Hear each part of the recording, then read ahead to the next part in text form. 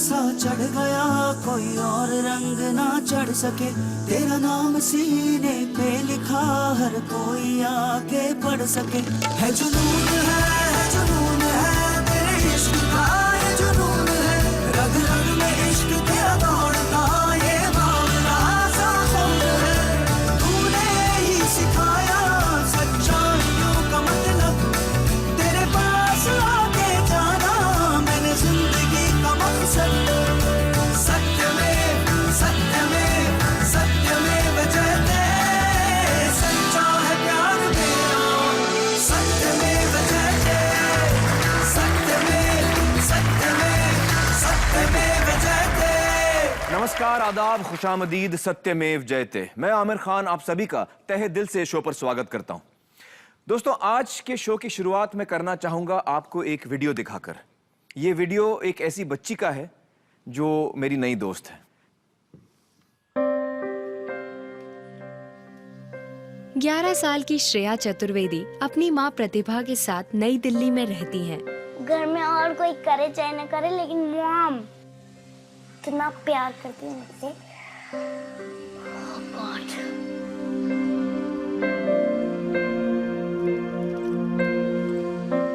मैं कुछ बातें शेयर करती हूँ अपनी मम्मी से, तो एक बेटी की तरह नहीं, एक दोस्त की तरह शेयर करती हूँ।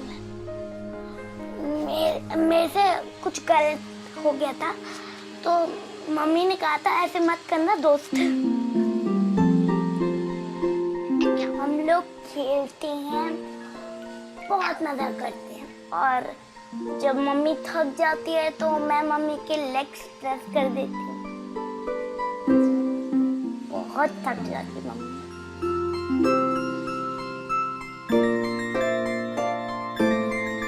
बनती तो नहीं है ड्राइंग, लेकिन बनाने की मैं उसे कोशिश करती हूँ कि बन जाए कैसे भी करके।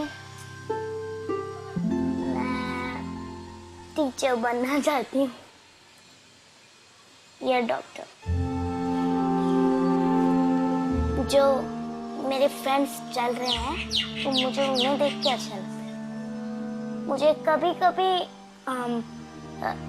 ऐसा लगता है कि काश मैं भी चल पाती, लेकिन मैं नेगेटिव फील नहीं करती। मेरी मम्मी कितनी तकलीफों से गुजर रही है, कितने ऑब्स्टिकल से गुजर रही है, तो मेरे को चलना सिखाओ। लेकिन शायद भगवान धीरे धीरे मुझे चलाना सिखाएंगे। I love my mom, I love my teachers, I love my school, I love my house. खुश हूँ भगवान ने मुझे जो दिया है, जैसी भी मैं हूँ, मैं खुश हूँ।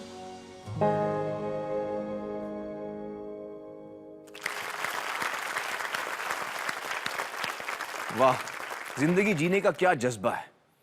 अपनी तकलीफों और मुश्किलों के बावजूद जिंदगी से कोई शिकायत नहीं, सिर्फ उम्मीद और आशा। हम में से कितने ऐसे लोग होंगे जो इस जज्बे के साथ, इतनी जिंदा दिली के साथ अपनी जिंदगी जीते हैं। हम अंदाजा लगा सकते हैं कि इस जज्बे के साथ जिंदगी जीकर ये बच्ची श्रेया कहां से कहां पहुंचने वाली है। आइए अब मैं आपको ऐसे ही जज्बे की एक और मिसाल दिखाता हूं, जहां शारीरिक कठिनाइयों से लड़ते हुए एक इंसान ने उम्मीद के पंख पहनकर एक बेमिसाल उड़ान भरी है। साई प्रसाद का जन्म त्रिचनापल्ली के लालगुड़ी गांव में एक साधारण परिवार में हुआ था। जन्म से ही रीढ़ की हड्डी में परेशानी होने के कारण 13वें दिन एक ऑपरेशन करना पड़ा, जिससे ये बात सामने आई कि साई के शरीर का निचला हिस्सा हमेशा के लिए बेजान हो गया है। लेकिन ये शारीरिक कठिनाई साई को कभी रोक नहीं पाई, और साई ने कुछ ऐसा करने की ठानी जो शायद आमतौर पे लोग करने से हिचकिचाते।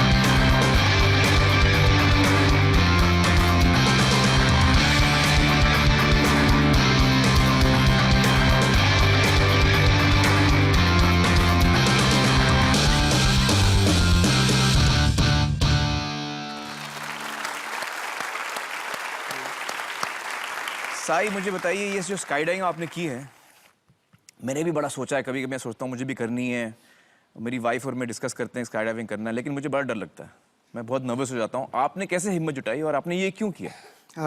पहले तो मुझे ये बताना चाहिए कि मैं आपकी मूवीज़ का बड़ा फ़ैन हूँ, स्पेशली रंग दे बसंती का। ओके। उसमें आप देखते हैं एक भगत सिंह का कैरेक्टर होता है जो कहता है कि जो ऊंचा सुनते हैं उन्हें एक धमाके की ज़रूरत होती है। हाँ हाँ। और उस डायलॉग से मैं बहुत प्रभावित हुआ और मैंने ये सोचा कि मुझे भी कुछ धमाका करना चाहिए ताकि लोग सुने, ये सुने कि अगर कोई बच्चा विद डिसेबिलिटी एक मामूली गांव में पैदा हो, जो बस चढ़ने से डरता हो, जो एग्ज़ाम को लेट जाने से डरता हो, जो 3-3 मालियाँ चढ़ने से डरता हो, जिसको मुश्किल ही होती है हर एक बात पे, वो कुछ ऐसा कर दिखाए कि ना अपना देश ही नहीं पूरा दुनिया दंग रह जाए। तो क्या इसलिए बात। मैंने किया।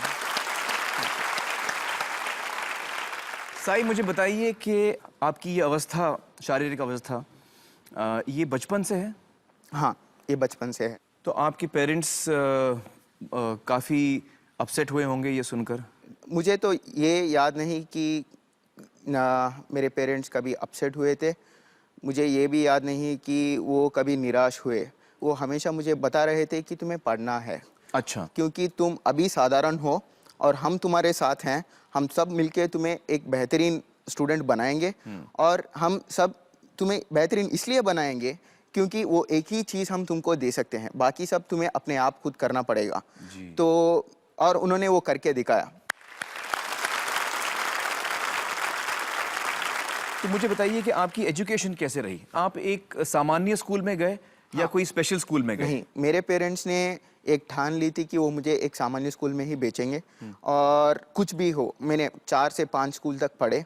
क्यों ये 4-5 स्कूल अलग अलग क्यों आपको चेंज करने पड़े? अक्सर प्रिंसिपल्स और टीचर्स का मेरे पेरेंट्स से डिस्कशन होता था कि आपका बच्चा दूसरे बच्चों पर इन्फ्लुएंस कर सकता है। तो अच्छा। वो मुझे नहीं बोलते थे पर मेरे पेरेंट्स को बुला लेते थे कि ये स्कूल से आप हट जाओ? At the end of academic year. हाँ, वो बहुत काइंडली बोलते हैं। तो आपको कैसा उस वक्त फील होता था? पहले तो निराश होते हैं, बाद में आपको आदत पड़ जाती है और आप वेट करते हैं कि कब बोलेंगे ये, तो आप पढ़ना शुरू करते हैं और उनको आंसर देना शुरू करते हैं एक परफॉर्मेंस से। जी जी। मुझे बताइए, स्कूल से निकल के कॉलेज में आपका क्या अनुभव रहा? कौन से कॉलेज में आप गए, क्या आपने पढ़ाई की? मैं Chaitanya Bharathi institute of technology Hyderabad में पढ़ा। अच्छा। मेरा एडमिशन हुआ था मेरी मेरिट पे, पर ऐसा क्या होता है कि वो सिटी या शहर बहुत दूर हो जाता है जी। तो इससे पेरेंट्स को बहुत डर हो जाता है जिसने पढ़ाई कैसे मैनेज करेंगे आप? हाँ, ये कैसे? उनको थॉट्स आते थे। एग्जैक्टली। तो हमने एक घर ढूंढी वही शहर में, पर मुझे अभी इंफ्रास्ट्रक्चर प्रॉब्लम होता था। अगर 40 लोग बैठ सकते हैं उस बस पे, उसमें 400 लोग बैठते हैं, तो उसमें मैं जाकर कैसे बैठूं और एग्जाम के दिन मैं कैसे जाऊं? और कोई मुझे पूछता है कि साय तेरा नंबर 1 प्रॉब्लम क्या है, तो वो मेरा डिसेबिलिटी नहीं है, अपने कंट्री का इंफ्रास्ट्रक्चरल डिसेबिलिटी है। तो जब मैं कॉलेज पहुंच गया मैंने एक स्कूटी खरीदा, उसके 2 साइड व्हील लगाए और उस पे चल पड़ा रोज। तो वो स्कूटी का डिजाइन देख के लोग हंसते थे और बच्चे दौड़ के आते थे और पूछते थे कि ये क्या है। तो एक अजीब तरह की जिंदगी बन गई थी, पर मजा भी आता था कि कुछ कोशिश कर रहे हैं हम। जी। मुझे बताइए, आपके रिजल्ट क्या आया? मैं यूनिवर्सिटी में टॉप 5 में से एक लड़का था। यूनिवर्सिटी में टॉप 5 में आया? वाह।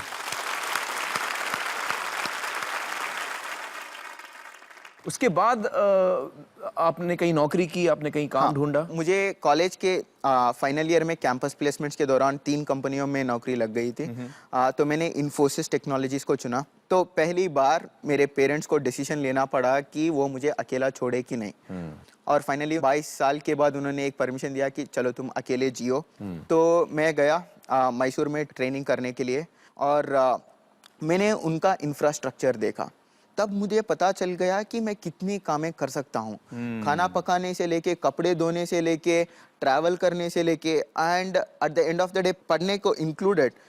तो 22 साल की ज़िंदगी में मैं हर चीज़ के लिए अपनी माँ को पुकारा करता था कि माँ मुझे ये चाहिए, माँ मुझे वो चाहिए। और 4 महीने जब मैं अकेले इन्फोसिस में रहा, मुझे याद भी नहीं आया कि मुझे एक खुशी हो रही थी कि मैं चीज़ें अपने आप कर रहा हूँ। जी। तो तब मैं ये जान गया था कि अगर इंफ्रास्ट्रक्चर फैसिलिटी हो तो मैं पहली बार इंडिपेंडेंट लाइफ जी सकता हूँ खुद अपनी कंट्री में। बिल्कुल। बिल्कुल। इन्फोसिस के बाद क्या हुआ? मैंने एक डिसीजन ली कि मैं अमेरिका जाऊंगा और आगे जाकर पढ़ूंगा। वहाँ क्या अनुभव रहा आपका अमेरिका में? पहली बार ज़िंदगी में मैं एक विदेश चला गया। शिकागो के एयरपोर्ट पे मैं अकेला खड़ा हो गया। मैंने खुद एक बस चढ़ा और बस चढ़कर एक यूनिवर्सिटी पे गया।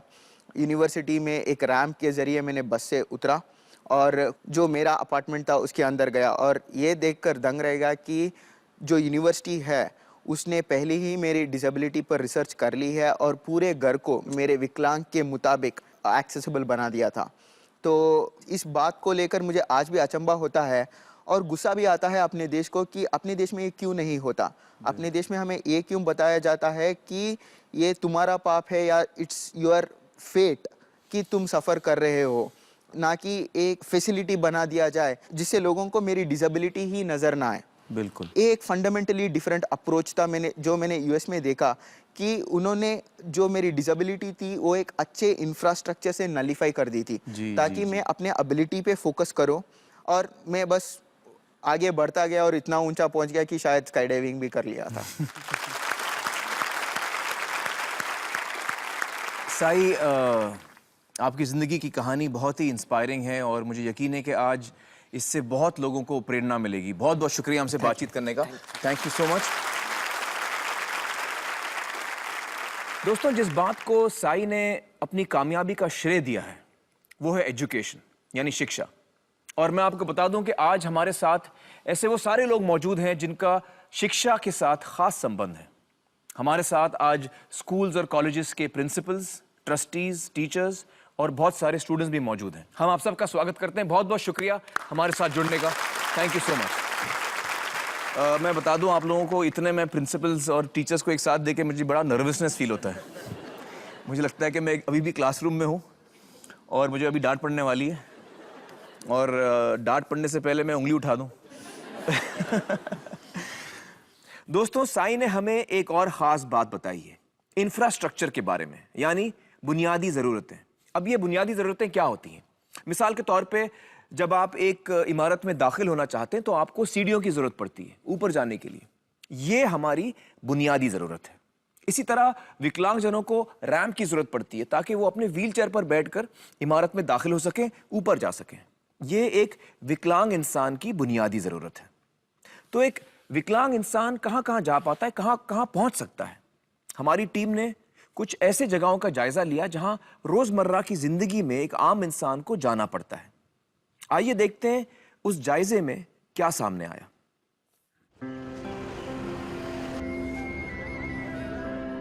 यह है दिल्ली का इंटरस्टेट बस डिपो।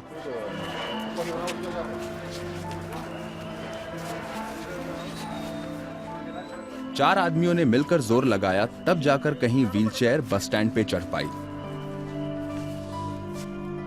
किसी विकलांग इंसान के लिए डिपो पे खड़ी बस में चढ़ पाना कितना मुश्किल है, आप खुद देख लीजिए।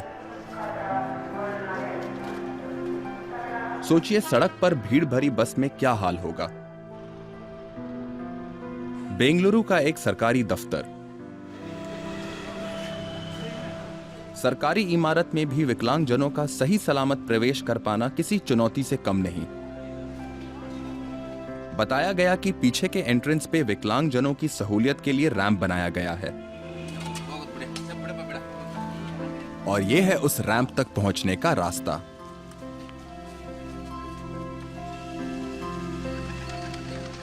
मुंबई का मशहूर जीपीओ यानी जनरल पोस्ट ऑफिस। इस बिल्डिंग में दाखिल होना किसी विकलांग इंसान के लिए कितना कष्टदायी है, हमारे खुफिया कैमरे में यह बात उभर के सामने आई। ये देखिए कैसे जी पाएंगे हमारे विकलांगजन एक रोजमर्रा की जिंदगी, और इसके जिम्मेदार हम ही हैं। हमने इसके बारे में कभी सोचा ही नहीं है, बल्कि जाने अनजाने हमने ऐसी बाधाएं डाल दी उनके सामने कि एक नॉर्मल जिंदगी जीना उनके लिए नामुमकिन सा हो गया। लेकिन बावजूद इसके कुछ ऐसी रंगीन हस्तियां हमारे साथ हैं जो इन सारी मुश्किलात का फुटबॉल बनाकर उनसे गोल कर देती हैं। आइए चलिए मैं आपको एक ऐसी ही हस्ती से मिलाता हूं, कृष्णकांत माने। बचपन से ही कुछ अलग थे कृष्णकांत माने। 3 साल की उम्र तक पहुंचते पहुंचते आंखों में कुछ तकलीफ होने लगी।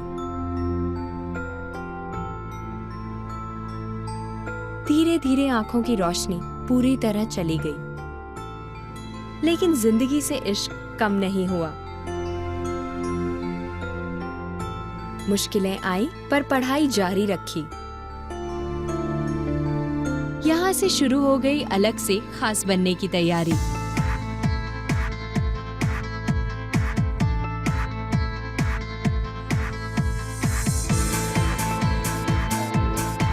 कंप्यूटर से गहरी दोस्ती की और सॉफ्टवेयर इंजीनियर बने। आज IIT में बतौर प्रोजेक्ट लीडर 20 लोगों की टीम का नेतृत्व करते हैं। खाली वक्त में कविताएं और लेख लिखते हैं। मुश्किलों से लड़ने की पुरानी आदत है, इसीलिए मुश्किल पहाड़ों पे चढ़ने का शौक भी रखते हैं।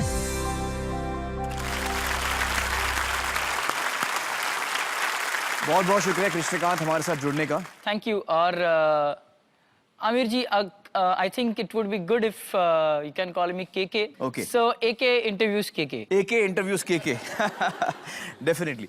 मुझे बताइए, आप इतनी चीजें करते हैं, आपको इतनी चीजों में दिलचस्पी है, मैंने देखा आप ट्रैकिंग भी करते हैं। बिल्कुल। तो ट्रैकिंग तो खास मुश्किल होता होगा, अगर आपको दिखाई नहीं देता, डेंजरस भी होता होगा। खतरा तो हर चीज में है। अगर खतरे की बात जिंदगी में नहीं होती तो हमारे यहाँ इंश्योरेंस कंपनीज दुनिया में नहीं होती। राजमाची करके हमारी जो करजत रेंज है, वहां पे हम ट्रेक करने गए थे।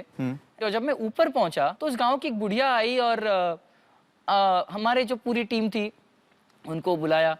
क्या आप इस बच्चे को लेके आए, कितना बड़ा पाप किया आपने, बेचारा अंधा कैसे लेके आओगे।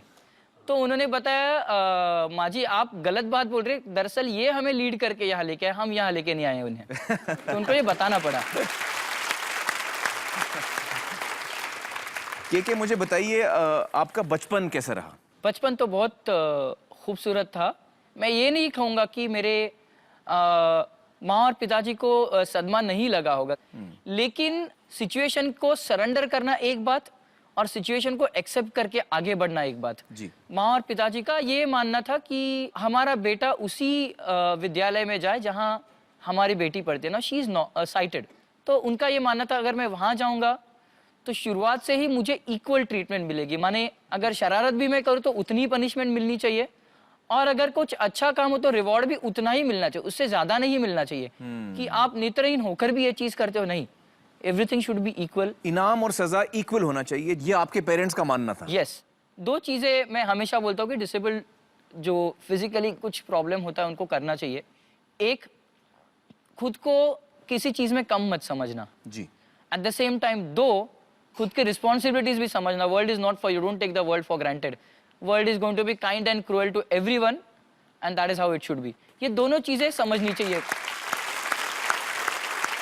बिल्कुल। और ये मैसेज मैं हर पेरेंट्स को देना चाहूंगा कि बचपन से ही you put your child into a regular school.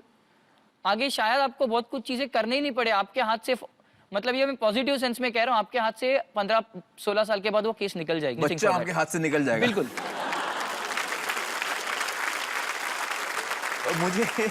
मुझे यहाँ पर मिस्टर मिसेस माने से एक सवाल पूछना है। मुझे बताइए कि KK जब छोटा था और स्कूल जाने की उम्र हुई उसकी, तो आपके मन में ये बात थी कि इसे एक रेगुलर स्कूल में भेजना है? हम वही चाहते थे कि एक ही स्कूल में दोनों बच्चे जाए जी, एक ही जगह पढ़े जी, लेकिन वो मुमकिन नहीं था। क्यों? क्या कठिनाइयों का सामना करना पड़ा? कई स्कूल में गए हम लोग, इन्हें बहुत खुश होते थे, आप बहुत अच्छे पेरेंट्स है, सही वक्त पे आए हैं, आपकी सोच अच्छी है, लेकिन हमारे यहाँ सुविधा नहीं है, हम एडमिशन नहीं दे सकते, आप उसको ब्लाइंड स्कूल में डालिए। तो फिर KK को एडमिशन किस स्कूल में मिला और कैसे मिला? किंग जॉर्ज में मिला। तो कैसे मिला एडमिशन? वहाँ हम लोग रोज जाते थे कि इसको यही एडमिशन देना है, तो रोज बोलते थे हाँ कल आओ। लेकिन हम एक दिन ऐसा किया कि उनका जो ड्रेस कोड है वो पहन के लेके गए कि नहीं आज इसको यही बिठाना है। तो आपने यूनिफॉर्म पहना के वहाँ बैठा दिया। 3 इडियट्स में मैंने वो उसको बच्चे को वो बोलता हूँ कि पढ़ाई के लिए आपको फीस की जरूरत नहीं है, यूनिफॉर्म की जरूरत है। यूनिफॉर्म पहन के बैठ जाओ, इतनी आबादी है यहाँ पे किसी को पता नहीं चलेगा।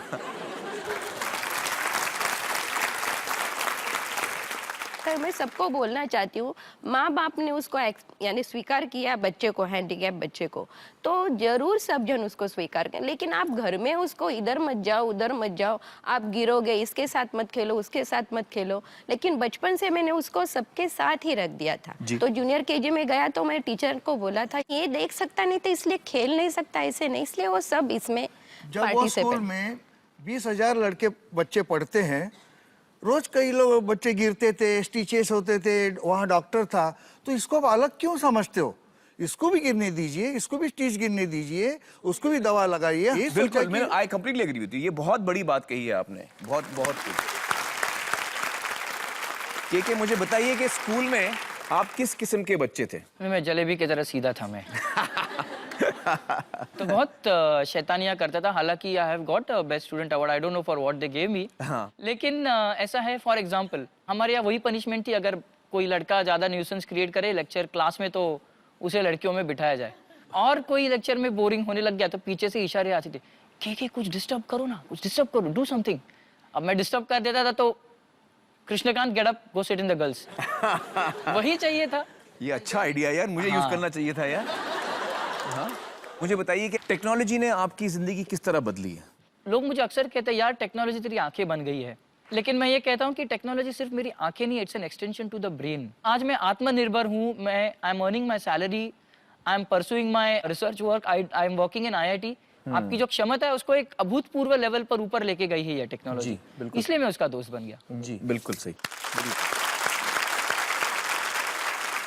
पब्लिक प्लेसेस में क्या अनुभव रहा है? अब मैं कहूंगा कि हर चीज गवर्नमेंट पे मत डालिए। आज देखिए बसेस में रिजर्व सीट्स होते हैं ब्लाइंड या हैंडीकैप्स के लिए, जी पब्लिक उठती नहीं है, इसके लिए क्या गवर्नमेंट जिम्मेदार है? सड़क पे कहते हैं थूको मत, ब्लाइंड आदमी देख नहीं सकता, छिलका वगैरह डाल रखा है, कोई थूक रखा है, you will slip, you might fall, आपको फ्रैक्चर हो सकता है। अब क्या 20 करोड़ जनता के पीछे 20 करोड़ पुलिस लगाओगे? ये गवर्नमेंट की responsibility, this is public responsibility. Public को खुद समझ होनी चाहिए और खुद रिस्पॉन्सिबली बिहेव करना चाहिए। बिल्कुल। पब्लिक ट्रांसपोर्ट में ये होता है कि जैसे हम अक्सर एयरपोर्ट पर जाते हैं तो उनको पता है, उनके मैनुअल्स में हैंडीकैप्स के लिए कुछ रूल्स लिखे हैं। जी। तो एक एयरवेज में जब मैं जा रहा था तो उन्होंने कहा would you please wait here sir, will get a wheelchair for you. So I said मुझे व्हील चेयर की जरूरत नहीं है। No sir, it's in our manual, we have to give you a wheelchair, could you please wait here. तो मैंने बोला ठीक है, आप मुझे व्हील चेयर दे दीजिए, तो मैं कहीं भी इसको टकरा जाऊंगा, मेरी जिम्मेदारी नहीं, किसी को कुछ लग जाएगा, सामान गिर जाएगा वगैरह। So she said no, will give you an escort along with it. मैंने हाँ, मैंने बोला जब मैं एयरपोर्ट में अंदर आया आपकी काउंटर की तरफ, तब क्या मैं व्हील चेयर पर आ रहा था? क्या मैं चल नहीं सकता हूँ? माना कि आपके मैनुअल्स में रूल्स है और रूल्स होने भी चाहिए, जिनके लिए व्हील चेयर जरूरी है उनके लिए व्हील चेयर जरूरी ही है, लेकिन जिसके लिए व्हील चेयर जरूरी नहीं है आप उसे क्यों फोर्स कर रहे हो व्हील चेयर यूज करने के लिए? उसे सिर्फ एक एस्कॉर्ट की जरूरत है, वो भी वहां जहाँ सिक्योरिटी चेक इन होता है, बाकी तो जरूरत भी नहीं है। तो अल्टीमेटली वो व्हीलचेयर दिया उन्होंने आपको कि नहीं दिया? नहीं दिया बिल्कुल, और काफी वो टकाटक सी एयर होस्टेस थी, तो उन्होंने सिक्योरिटी पॉइंट तक मुझे बिल्कुल अच्छी तरह से पहुंचा दिया। And then she even said have a nice journey. अच्छा। के मुझे बताइए कि आपकी शादी हाल ही में हुई है? हाँ बिल्कुल, 2 हफ्ते पहले हुई है। ओ, 2 हफ्ते पहले? Yes. कांग्रेचुलेशंस। Thank you. आपकी पत्नी यहाँ पर है हमारे साथ? हाँ बिल्कुल, वहाँ। आपका नाम क्या है? साइली। साइली जी यहाँ आइए हमारे साथ, प्लीज जॉइन अस। आइए। साइली जी, आप भी मुंबई की हैं? जी हाँ। अच्छा, मुझे बताइए कि आपकी लव मैरिज है या आपकी अरेंज मैरिज है? कैसे शादी हुई आपकी? Love marriage. लव मैरिज है? अरे वाह। तो अगर लव मैरिज है तो और थोड़ा नजदीक बैठिए उनके। हाँ। मुझे बताइए कि आपको ऐसा क्या लगा केके में, उनकी बेस्ट क्वालिटी क्या लगी आपको? की बेस्ट क्वालिटी सोचना पड़ रहा है। इतनी है कि सोचना पड़ रहा इतनी है। ज्यादा अच्छी क्वालिटीज हैं कि सोचना पड़ रहा है। वाह, क्या बात है। चलिए जी, मुझे बताइए, आप हम लोग अभी बात कर रहे थे केके से। केके ने बताया कि जब वो स्कूल में थे तो बड़े शैतान थे और जबरदस्ती शैतानी करते थे ताकि इनको पनिशमेंट मिले कि लड़कियों के साथ बैठो। ये सुना आपने? हाँ, सुना। दिल नहीं घबराता है आपका? नहीं। क्यों? क्योंकि अभी उन्हें एक्सपीरियंस आ गया है कि वुमेन साइकोलॉजी क्या है, तो मुझे बताना ही नहीं पड़ता है। केके, बड़ा मजा आया आपसे बातचीत करने का और हमारी दुआ ये है कि आप दोनों की जिंदगी इसी तरह टकाटक आगे बढ़ते रहे। बहुत अच्छे, बहुत शुक्रिया। Thank you. आइए।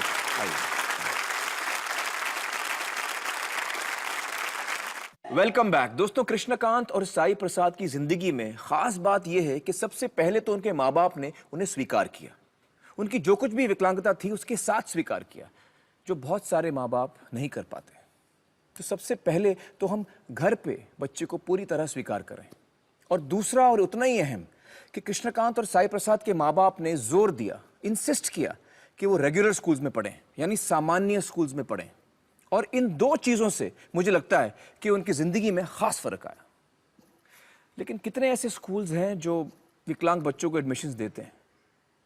आइए देखते हैं। मोहम्मद कैफ पढ़ना चाहता है, मगर उसके इलाके के स्कूल में मोहम्मद के लिए कोई जगह नहीं है, सिर्फ इसीलिए कि वो सुन बोल नहीं सकता। गवर्नमेंट स्कूल में गई थी मैं, नाम बता ले हमारे बच्चे का तुम्हारे स्कूल में कर को नहीं, ऐसे बच्चों को हमें नहीं लगा लेते नाम, ये साल में हम शिकायत है नहीं, ऐसे टीचर भी नहीं हमारे साल में हमें नहीं लगा लेते कर वापस भेजे। दिमाग सब बच्चा सर का है, इसका जाने की बहुत शौक है, इसे सब बच्चा सर का मैं भी जाती हूँ, बड़ी साल को जाती हूँ कर कोई इशारा कर कर को बोलते रहता। निर्मला और उसके भाई करियप्पा की कहानी और भी दुखद है। करियप्पा को किसी भी स्कूल में दाखिला नहीं मिल रहा। माँ बाप दोनों काम पे जाते हैं और करियप्पा की देखभाल करने निर्मला घर पे रहती है। दोनों बच्चे पढ़ाई नहीं कर सकते, इसलिए मन को बहुत दुख होता है। बहुत मन करता है, ये स्कूल जा पाएगा तो मैं स्कूल जा पाऊंगी। कहीं आपको ये ना लगे कि ये सिर्फ गांव खेड़ों की दुर्दशा है, राजधानी दिल्ली में भी यही हाल है। डिप्टी डायरेक्टर ऑफ एजुकेशन से लेके director of education, education minister, chief minister of Delhi, home ministry में मैंने लेटर लिखा, कहीं से कुछ कोई सुने कि भाई इस बच्चे का एडमिशन हो। हमारी दिल्ली गवर्नमेंट कहती है right to free education act, और वो है कागजों में ही है सब कुछ। 80 से 85, 85 स्कूल्स में मैंने किया, पूरे दिल्ली और नोएडा के सारे स्कूल्स में और गाजियाबाद के। तो उन्होंने बोला कि आपके बच्चे के लिए हमारा स्कूल एडमिशन नहीं कर सकता, क्योंकि हम ब्लाइंड बच्चों को नहीं लेते। मेरा बेटा चल नहीं सकता है, तो अच्छे अच्छे स्कूलों में जहाँ चाह रहे थे उसको भेजना, वहाँ पे रिफ्यूज़ कर दिया। फिर हमने होम स्कूलिंग शुरू कर दी। इसके बच्चे के लिए ऑलराउंड डेवलपमेंट के लिए स्कूल जाना बहुत ज़रूरी है, ऑब्वियसली फ़र्क पड़ता। शिक्षा की रोशनी से वंचित ये बच्चे क्या उज्जवल भविष्य के ख्वाब देख सकते हैं? दोस्तों, सर्व शिक्षा अभियान और राइट टू एजुकेशन एक्ट ये कहता है कि हर बच्चे को, चाहे वो विकलांग हो या ना हो, हर बच्चे को एक रेगुलर स्कूल में शिक्षा पाने का पूरा अधिकार है। तो फिर विकलांग बच्चे क्यों इस हक से महरूम हैं? बहुत कम ऐसे रेगुलर स्कूल्स हैं जो विकलांग बच्चों को एडमिशंस देते हैं, और इस वजह से ज्यादातर विकलांग बच्चे अनपढ़ रह जाते हैं। आज हमारे साथ ऑडियंस में बहुत सारे स्कूल्स के टीचर्स, प्रिंसिपल्स और ट्रस्टीज मौजूद हैं। मैं आपसे पूछना चाहता हूं कि क्यों विकलांग बच्चों को रेगुलर स्कूल्स और कॉलेजेस में आमतौर पे एडमिशंस नहीं मिलते हैं? क्या बात है? हाँ, बताइए। हमें प्रॉब्लम नहीं है, लेकिन काफ़ी पेरेंट्स जो हैं वो कहते हैं अगर आपके स्कूल में ऐसे बच्चे आते हैं तो हमें अपने बच्चे नहीं भेजने हैं। अच्छा, तो ऐसे पेरेंट्स की वजह से आमतौर पे आपका कहना है कि बहुत सारे स्कूल्स विकलांग बच्चों को एडमिशंस नहीं देते। जी कहिए। रेखा जी ने कहा जैसे कि कई पेरेंट्स भेजना नहीं चाहते हैं बच्चों को, मानसिकता विकलांग हुई है लोगों की, वाह, जो सुधर नहीं पा रही है। तो मानसिकता की जो विकलांगता है जी, पहले उसको निकालना है, और पेरेंट्स को कहना है कि ठीक है, अगर आपको लगता है कि आपका बच्चा इस स्कूल के लायक नहीं है, हम कहते हैं कि आप हमारे स्कूल के लायक नहीं हो। जी बिल्कुल सही कहा आपने। ये बहुत ही अहम बात कही है मैडम ने। देखिए, जब हम विकलांग बच्चों को सामान्य स्कूल्स में एडमिशंस नहीं देते हैं तो दो चीजें होती हैं। एक तो ये कि विकलांग बच्चों के साथ नाइंसाफी होती है, उनको बराबरी का मौका नहीं मिलता, और दूसरा, जो बच्चे विकलांग नहीं हैं उनके साथ भी नाइंसाफी होती है। उनसे आप ये मौका छीन रहे हैं विकलांग बच्चों के साथ पलने का, खेलने का, उनकी तरफ सेंसिटिव होने का, उनसे सीखने का, और एक दूसरे का हाथ थाम के आगे बढ़ने का। और विकलांग बच्चों को आम बच्चों के साथ शिक्षा देना क्या ये इतना मुश्किल है? आइए देखते हैं।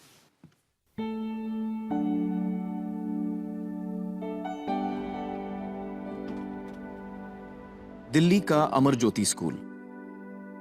इस स्कूल में विकलांग और साधारण बच्चे एक साथ मिलकर पढ़ते हैं। कैसे मुमकिन हुआ ये? अपनी आंखों से ये निराला मंजर देखने मैं पहुंचा अमर ज्योति स्कूल। मैंने पूरे स्कूल का दौरा किया। स्कूल में हर जगह रैंप बने हैं ताकि व्हीलचेयर और क्रचेस पर बच्चे आसानी से आ जा सकें। दरवाजे चौड़े और सीढ़ियां कद में छोटी रखी गई हैं। फर्श पर ऐसी टाइल्स लगाई गई हैं जिससे दृष्टिबाधित बच्चे खुद अपना रास्ता पहचान सकें।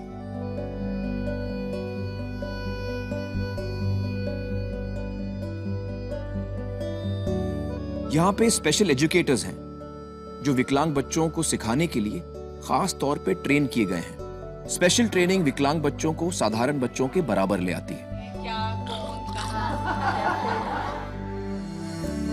इन छोटी छोटी तब्दीलियों से जो बड़ा बदलाव आया है वो इन सैकड़ों मुस्कुराते चेहरों में साफ झलकता है।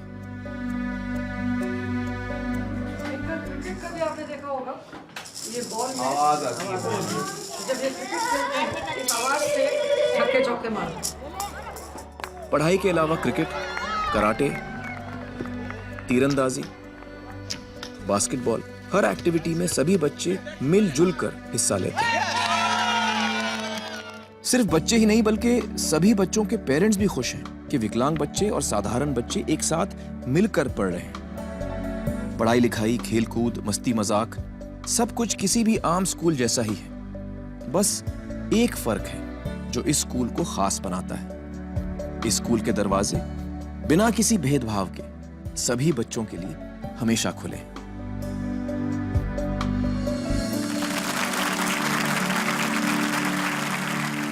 दोस्तों, इस वक्त हमारे साथ मौजूद हैं अमर ज्योति स्कूल की चेयरपर्सन डॉक्टर उमा तुली, जिन्होंने ये स्कूल शुरू भी किया था, और उनके साथ मौजूद हैं सीमा तुली, जो इस वक्त स्कूल की प्रिंसिपल हैं।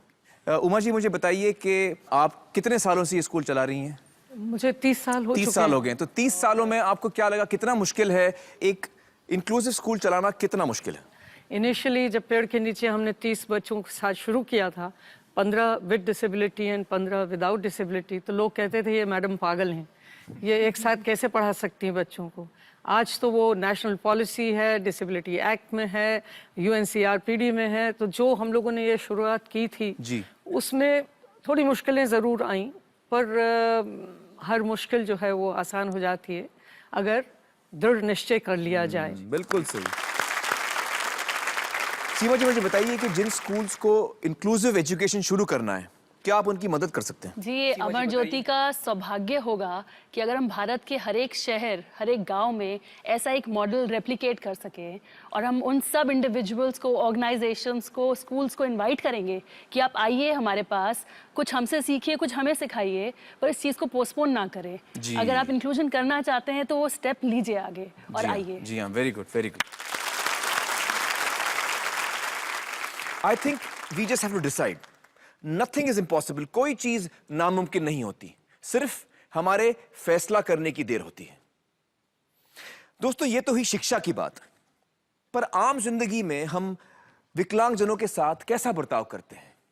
विकलांगजनों के प्रति हमारी क्या सोच है, हमारी क्या विचारधारा है? सन 2007 में वर्ल्ड बैंक ने हिंदुस्तान में एक बहुत ही बड़ा सर्वे किया था, जिसमें यह सामने आया कि करीबन 50% लोग ऐसे हैं जिनका यह मानना है कि लोग विकलांग इसलिए हो जाते हैं क्योंकि पिछले जन्म में उन्होंने कोई ना कोई पाप किया होता है।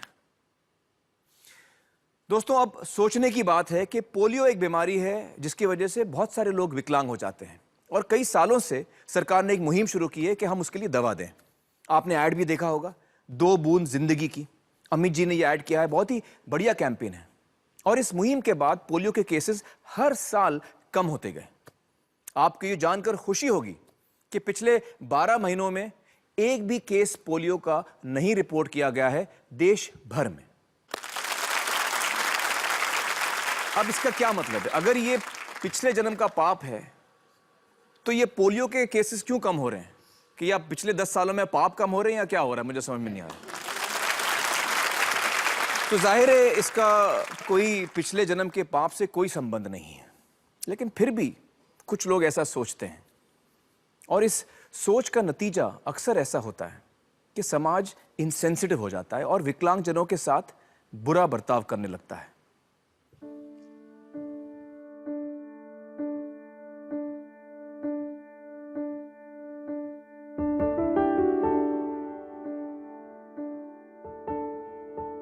अपनी उम्र के हर बच्चे की तरह निशा को खेलना, पेंटिंग बनाना, कार्टून देखना और गाने गाना पसंद है। बस एक फर्क है,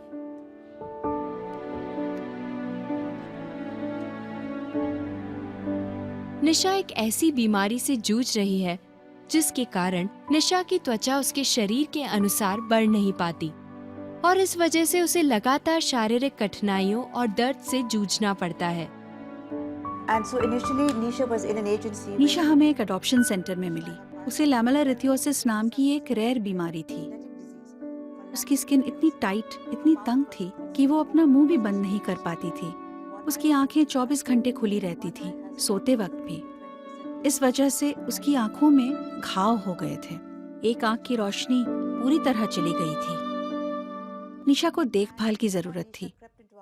निशा सीधे हमारे दिल में उतर गई और कहीं ना कहीं शायद हम भी उसके दिल को भा गए। Chocolate, ice cream, potatoes and mangoes. Drumsticks? No. Video tips. निशा हमें बहुत प्यारी लगी। हम दोनों और हमारे सभी बच्चों को निशा से बेहद प्यार हो गया।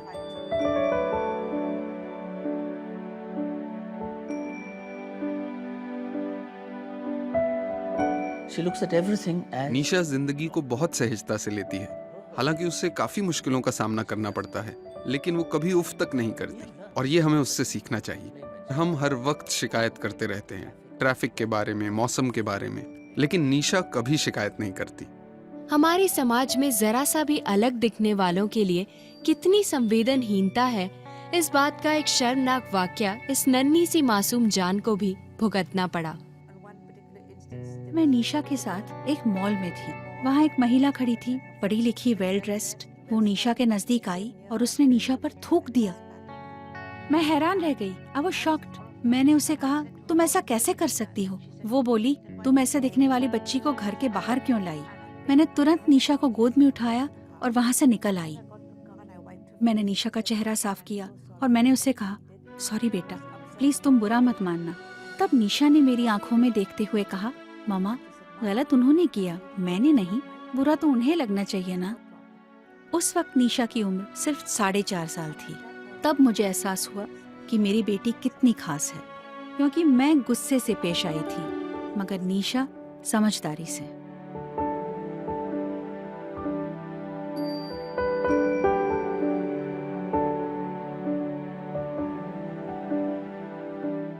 I find निशा जैसी है उसने अपने आप को वैसे ही स्वीकार लिया है। मुझे लगता है कि हम में से ज्यादातर लोग खुद से संतुष्ट नहीं होते। हम मोटे हैं या पतले, लंबे हैं या नाटे, इसी उधेड़बुन में लगे रहते हैं। अगर हम जैसे हैं वैसे ही खुद को स्वीकार लें, तभी हम बेहतर इंसान बन सकते हैं। मेरी बेटी में ये खूबी है, इसीलिए वो बहुत खास है। She's special.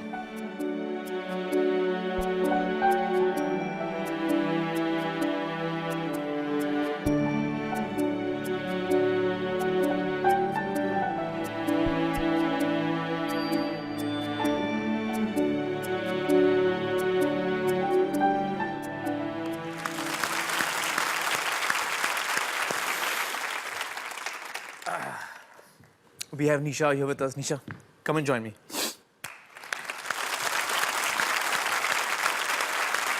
Give me a hug.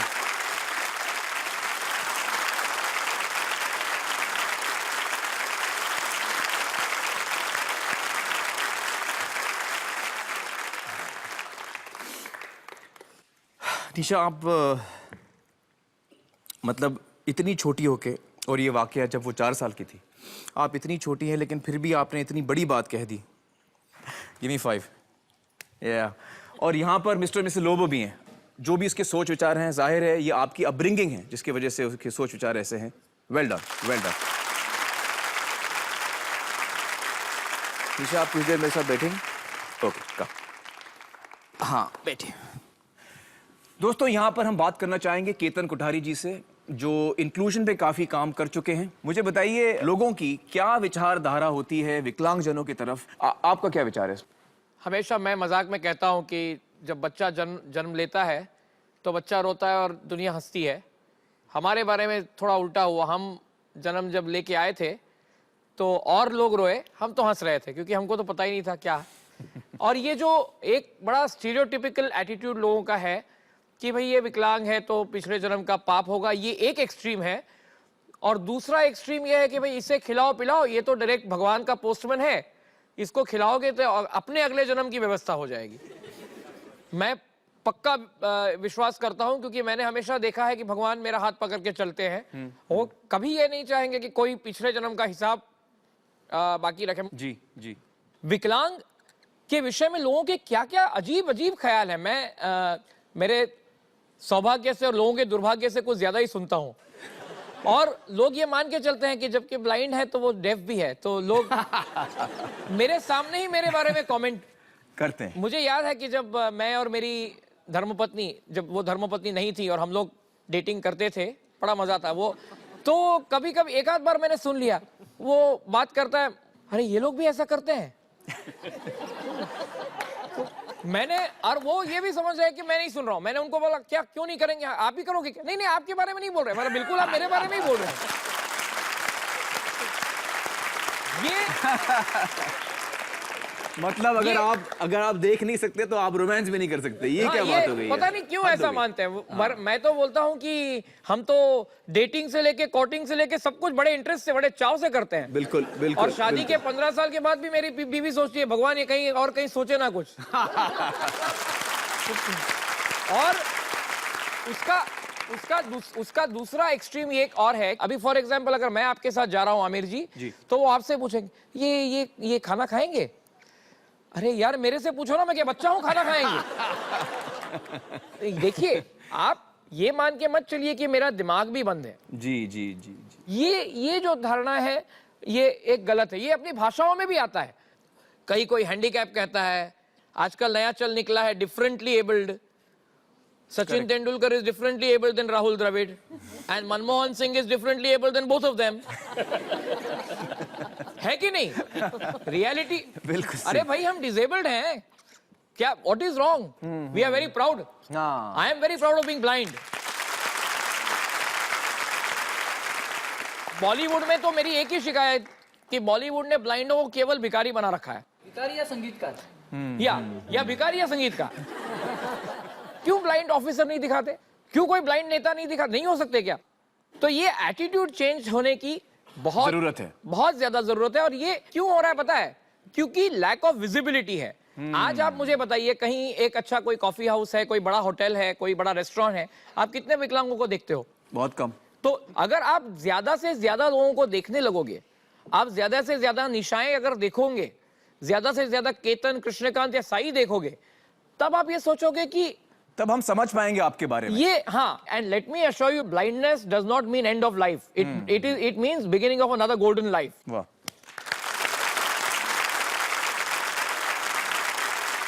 Thank you so much Kothari ji. दोस्तों, यहां पर हम लेंगे एक छोटा सा ब्रेक, जल्दी हाजिर होते हैं। Thank you Nisha, thank you. सत्यमेव सत्यमेव सत्यमेव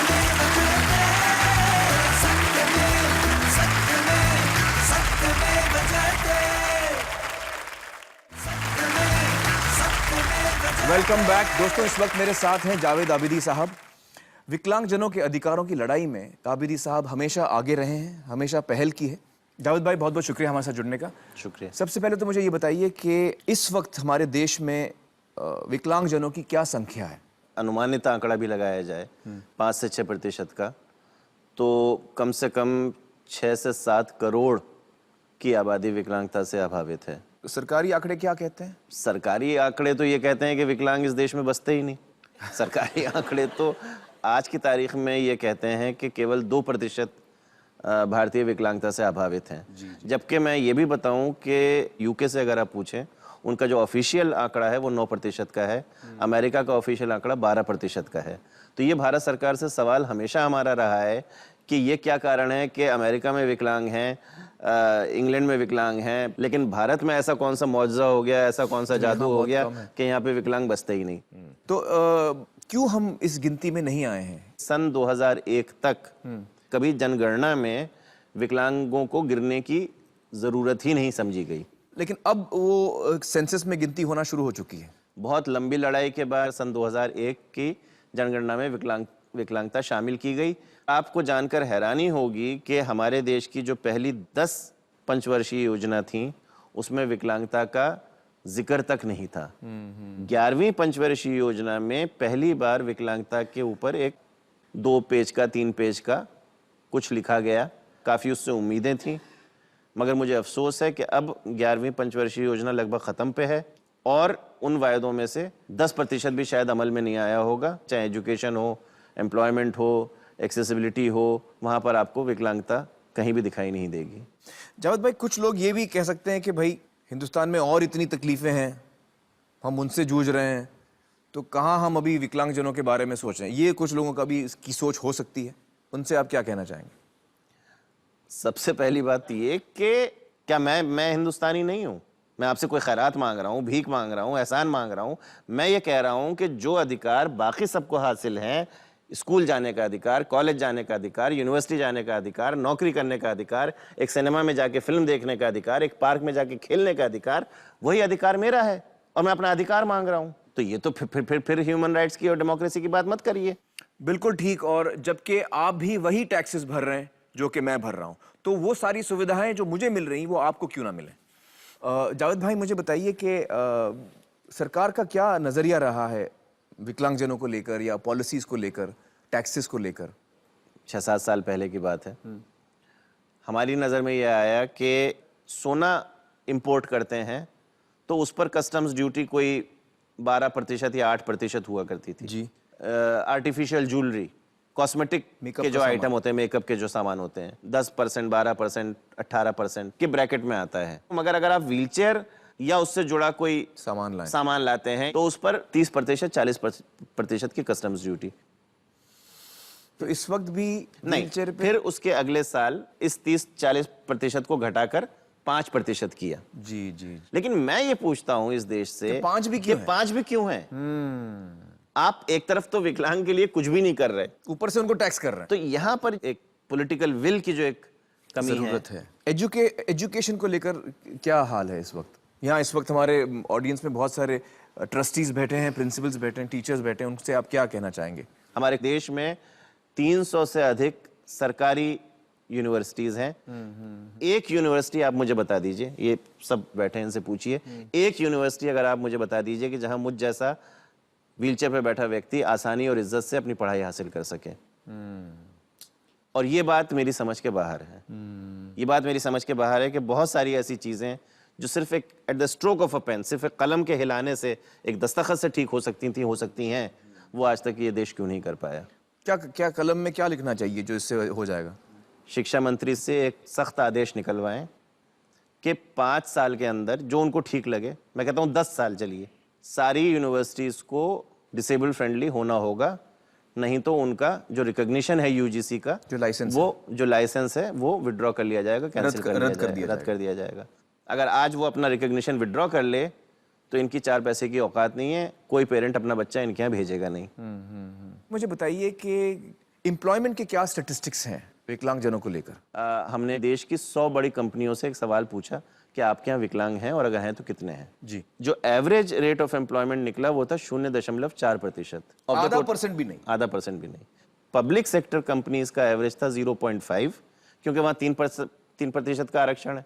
तो देश फैसला करे और इस देश के इकोनॉमिस्ट्स और जो फाइनेंशियल विजर्ड्स हैं वो फैसला करें कि एक तरफ आपकी 5 करोड़ 6 करोड़ आबादी है विकलांगजनों की, आप ये प्रेफर करेंगे कि वो निठल्ले घर पर हाथ पे हाथ धरे बैठे रहें, या आप ये प्रेफर करेंगे कि वो मेन स्ट्रीम का हिस्सा बने, खुद अपनी देखभाल करें, अपनी देखभाल करें, औरों की देखभाल करें, और जाहिर है अगर वो 10 रुपए भी कमाएगा, अगर वो 10 रुपए भी कमाएगा तो देश की इकोनॉमी का हिस्सा नहीं है क्या? क्या वो देश को कंट्रीब्यूट देश को आगे ले जाएगा? तो the choice is very simple really. बिल्कुल बिल्कुल। जावेद भाई बहुत बहुत शुक्रिया हमसे बातचीत करने का। आपने इस मुद्दे पर बहुत सफाई से रोशनी डाली है और मैं आपको एक और चीज़ कहना चाहूँगा कि ये जो लड़ाई है आपकी, इसमें हम भी आपके साथ हैं और ये सिर्फ आपकी विकलांग जनों की लड़ाई नहीं है बल्कि ये हर हिंदुस्तानी की लड़ाई है और होनी भी चाहिए। Thank you. बहुत बहुत शुक्रिया। बहुत दोस्तों यहाँ पर हम लेंगे एक छोटा सा ब्रेक, जल्दी हाजिर होते हैं। डॉक्टर राजेंद्र जौहर को 40 साल की उम्र में एक हादसे ने हमेशा के लिए बिस्तर से बांध दिया। डॉक्टरों ने उन्हें 100% विकलांग घोषित कर दिया। लेकिन राजेंद्र जी ने विकलांगता की परिभाषा ही बदल दी। एक इंसान जो खुद बिस्तर से उठ भी नहीं सकता, उसने हजारों विकलांगजनों को सर उठा के जीने की ताकत दी। राजेंद्र जी की संस्था फैमिली ऑफ डिसेबल्ड ने अलग अलग योजनाओं और साधनों से विकलांगजनों को शिक्षा और रोजगार दिलाकर उन्हें इज्जत की जिंदगी जीने का हौसला दिया है। मुझे कई बारी लोगों ने पूछा कि इंटरवल के पहले की लाइफ अच्छी थी कि इंटरवल के बाद की लाइफ अच्छी है, तो मुझे अब आनंद आता है काम करने में। पहले उतना मौका नहीं मिल पा रहा था।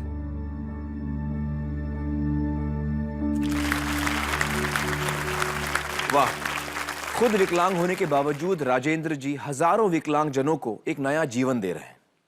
और जब रोजगार की बात आती है, काम की बात आती है, तो हम विकलांग जनों को नौकरी देने से घबराते हैं। हम ये सोचते हैं कि वो हम पर बोझ बनकर रह जाएंगे। लेकिन एक ऐसा उदाहरण मेरे सामने आया जिसने मेरी आंखें खोल दी। यह है अहमदाबाद की डिजाइन मेट कंपनी का ऑफिस। ये कंपनी ई लर्निंग कंटेंट बनाती है। आज डिजाइन मेट द्वारा बनाए गए ई लर्निंग मॉड्यूल्स दुनिया भर में सराहे जा रहे हैं।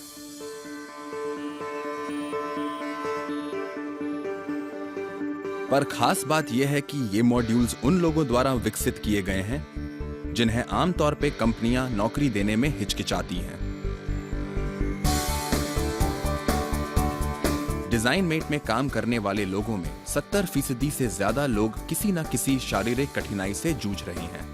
लेकिन इसके बावजूद वो न सिर्फ एक स्वनिर्भर जीवन जी पा रहे हैं, बल्कि देश की प्रगति में हाथ भी बटा रहे हैं, क्योंकि उनके हुनर को एक मंच मिल गया है। मेरे 6 महीने हो गए, मेरे 6 पगार भी आए हुए हैं, उन 6 घर भी चलता है, मेरे पापा भी कमाते हैं, तो अच्छा लगता है मेरे मम्मी पापा को। ये आज मैं अपनी लाइफ को बहुत ही अच्छी महसूस करता हूँ और मेरा फ्यूचर आज मैंने बना लिया है यहाँ पे रहकर। इस अद्भुत सपने को साकार करने का श्रेय जाता है डिजाइन मेट कंपनी के सीईओ कैप्टन कमलजीत सिंह ब्रार को।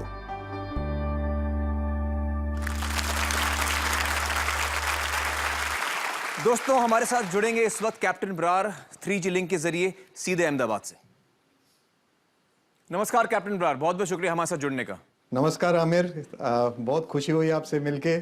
कैप्टन ब्रार, मुझे बताइए कि आपकी कंपनी में ऐसे कितने एम्प्लॉइज हैं जो विकलांग हैं? तकरीबन हमारी कंपनी में 270 लोग हैं जो जिनमें कोई ना कोई डिसेबिलिटी है। और मुझे बताइए कि आपका अनुभव कैसा रहा है? इतना लॉयल्टी है इनका कंपनी की तरफ, इतना हार्ड वर्क इन्होंने किया है और इतनी दिलचस्पी से काम करते हैं कि ये मेरे को सिर्फ पर्सनली फ़ायदा नहीं हुआ है, पर हमारी कंपनी आज बहुत वर्ल्ड में बेस्ट ई लर्निंग कंपनी बन गई है। वो सब इनके वजह से ही मैं सोचता हूँ हुआ है। कैप्टन ब्रार, हम दाद देते हैं आपकी इस पहल को। बहुत बहुत शुक्रिया हमारे साथ बातचीत करने का। अमीर जी, थैंक यू सो मच। हमारे एम्प्लॉइज हैं वो बहुत उत्सव हैं आपसे बात करने के लिए। जी हाँ, जरूर जरूर, आप उनको इकट्ठा करिए, मैं उनसे बातचीत करता हूँ। थैंक यू अमीर जी। दोस्तों, देखा आपने, कैप्टन ब्रार एक ऐसी कंपनी चला रहे हैं जिसमें 270 ऐसे एम्प्लॉइज हैं जो विकलांग हैं, और वो अपनी कंपनी को अपने एम्प्लॉइज की वजह से मजबूत समझते हैं। मुझे बताइए कि कितनी ऐसी बड़ी बड़ी कंपनीज हैं जो अपने एम्प्लॉइज के बारे में इतने भरोसे से ऐसा कह सकती हैं? हाँ, कनेक्ट करिए जी। ओह वाह, ये तो पूरी फौज है। हाउ यू गाइस, कैसे हैं आप लोग? बहुत बहुत शुक्रिया हमारे साथ जुड़ने का। मुझे बताइए कि बरार साहब तो आपकी बड़ी तारीफ कर रहे थे, लेकिन आप लोगों को ये कैसे बॉस लगते हैं? अच्छे बॉस हैं, बुरे बॉस हैं, किस किस्म के बॉस हैं? One of the best employer. Sir मैं आपको बताना चाहूंगा कि हमारे लिए वो धीरूभाई अंबानी है, कहीं से हमको खींच के लाए हैं। आज हम लोगों को कहाँ से लाके अपने पैरों पर खड़ा किया है, और मैं आपको थैंक्स कहना चाहूंगा कि आपने हमारे लिए इतना टाइम निकाला। Thank you sir. Thank you, thank you, thank you. बहुत बहुत शुक्रिया हमारे साथ जुड़ने का। Thank you so much. Thank you, thank you. Bye bye. ए जज्बा दिल गर मैं चाहूं, हर चीज मुकाबिल आ जाए, मंजिल के लिए 2 गाम चलूं और सामने मंजिल आ जाए। सत्य में, सत्य में, सत्य में बजाते, सत्य में, सत्य में, सत्य में बजाते। जिम तो आप में से बहुतों ने देखे होंगे, लेकिन दिल्ली के पावर लिफ्टर जोगिंदर सिंह सलूजा के जिम की बात ही कुछ निराली है। जब मैं पहली बार जिम गया था तो उस समय के इंस्ट्रक्टर ने मुझे कहा था कि ये आपके लिए नहीं है जिम, आप घर जाके दूध पीजिए। मैंने अपनी ज़िंदगी में ये फैसला किया कि मैं एक ऐसा डिसेबल फ्रेंडली जिम बनाऊंगा जिसमें कि नॉर्मल इंसानों के साथ डिसेबल पर्सन करेंगे। जोगिंदर से मिलने मैं पहुंचा उनके जिम। जोगी को वर्जिश करते देखना एक अनोखा अनुभव है।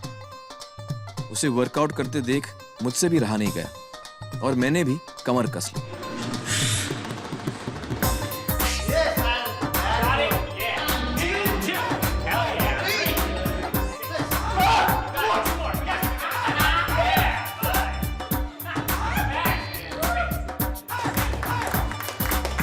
हो जाएगा, हो जाएगा।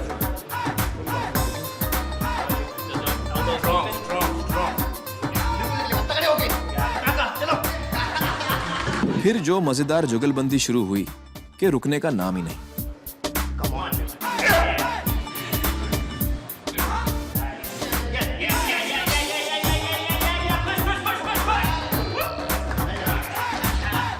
पीठ पे 40 किलो रख के मैं 15 ही कर पाया। आपने 25 किलो, 30 किलो। मेरे डायरेक्टर चाहते थे कि मैं जोगी के साथ पंजा लड़ाऊं। आप समझ रहे हैं ना मैंने क्यों मना कर दिया?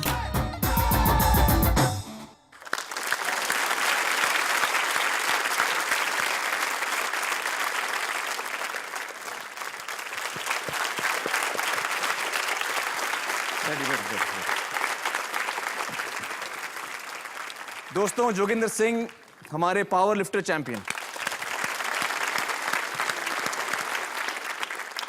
तो दोस्तों, आज हमने देखा कि जहां जहां विकलांगजनों को बराबरी का मौका मिला है, वहां वहां उन्होंने आसमान को छुआ है।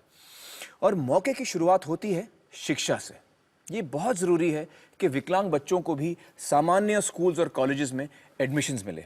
चलिए हम आपसे आज का सवाल पूछते हैं कि क्या ऐसे स्कूल्स और कॉलेजेस का रिकग्निशन कैंसिल कर देना चाहिए, यानी कि उनकी मान्यता रद्द कर देनी चाहिए, जो अगले 5 सालों के अंदर पूरी तरह से इंक्लूसिव इंस्टीट्यूशंस ना बन जाएं। इंक्लूसिव इंस्टीट्यूशंस वो स्कूल्स और कॉलेजेस होते हैं जहां पे हर किस्म का बच्चा पढ़ सकता है, जहां विकलांग बच्चों के लिए बुनियादी सुविधाएं होती हैं और साथ साथ ट्रेन्ड स्टाफ और टीचर्स भी होते हैं। अगर आपका जवाब हाँ है तो अपने मोबाइल फोन पर वाई टाइप करिए और इस नंबर पर भेजिए 57827111। अगर आपका जवाब ना है तो एन टाइप करके इसी नंबर पर भेजिए। इस एसएमएस को भेजने का खर्च सिर्फ 1 रुपया है। आपके एसएमएस के जरिए जितना भी पैसा इकट्ठा होगा, गवर्नमेंट टैक्सेस काटने के बाद वो सारा का सारा पैसा इन 2 संस्थाओं को दिया जाएगा, अमर ज्योति स्कूल और फैमिली ऑफ डिसेबल्ड। इन दोनों संस्थाओं के बारे में आज आपने हमारे शो पर देखा है। ये दोनों ही संस्थाएं इस मुद्दे पर बहुत ही बेहतरीन काम कर रही हैं। आप 1 से ज़्यादा एसएमएस भी भेज सकते हैं। अगर आप इन संस्थाओं को और भी सहयोग देना चाहते हैं तो स्क्रीन पर दिए गए नाम से चेक बनाकर आप अपनी नज़दीकी एक्सिस बैंक शाखा पर जमा करा सकते हैं। आप चाहें तो उनकी वेबसाइट पर ऑनलाइन ट्रांसफर भी करा सकते हैं। इसके बारे में पूरी जानकारी आपको एक्सिस बैंक की किसी भी शाखा पर मिलेगी। इस देश की जनता से जितनी भी रकम इकट्ठा होगी, चाहे वो एसएमएस के जरिए हो या ऑनलाइन ट्रांसफर के जरिए या चेक्स के जरिए, उसकी मैचिंग रकम यानी उतनी ही रकम रिलायंस फाउंडेशन इन्हीं 2 संस्थाओं को देगी। रिलायंस फाउंडेशन सत्यम जयते की फिलैंथ्रोपी पार्टनर यानी जन कल्याण सहयोगी है। हमारी वेबसाइट www.satyamevjayate.in पर आइए और आज के प्रोग्राम के बारे में आपके क्या विचार हैं हमें बताइए। आपकी बातें सुनने का मुझे इंतजार रहेगा। दोस्तों, अब हम देखने जा रहे हैं एक बहुत ही खास परफॉर्मेंस बाय एबिलिटी अनलिमिटेड और इस परफॉर्मेंस के बारे में हमें बताएंगी प्रिया जी। आइए।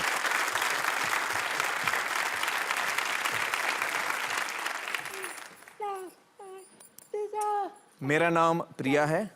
मैं और मेरे दोस्त ना सुन सकते हैं ना बोल सकते हैं। मेरे दोस्त हमारे साथ व्हीलचेयर पर बैठ के डांस करेंगे। हमारे गुरुजी सलाउद्दीन पाशा जी, इन्होंने बहुत हमें प्यार से सिखाया है।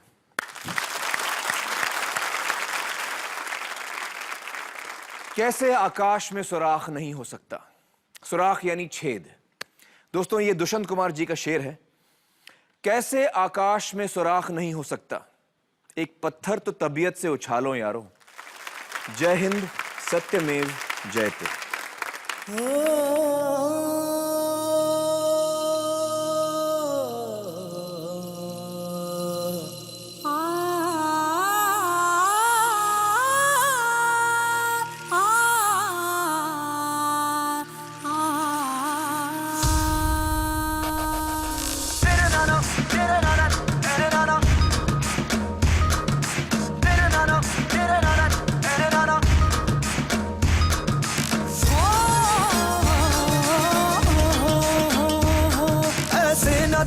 ऐसे न झांक, ऐसे न देख, ऐसे न झांके दुनिया, ऐ दुनिया। दिल में भरा है अपने रोमांस, दिल में भरा है अपने रोमांस। करते हैं रोज चंदा पे डांस, ऐ दुनिया, ऐ दुनिया।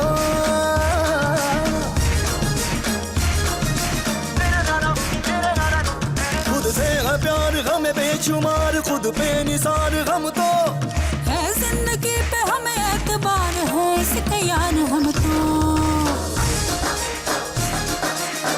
हो। खुद से है प्यार हमें बेशुमार, खुद पे निसार हम तो है। जिंदगी पे हमें एतबार है, इसके यार हम तो। इतना न देख, इतना न झांक, इतना न देख, इतना न झांक, बादल के पार है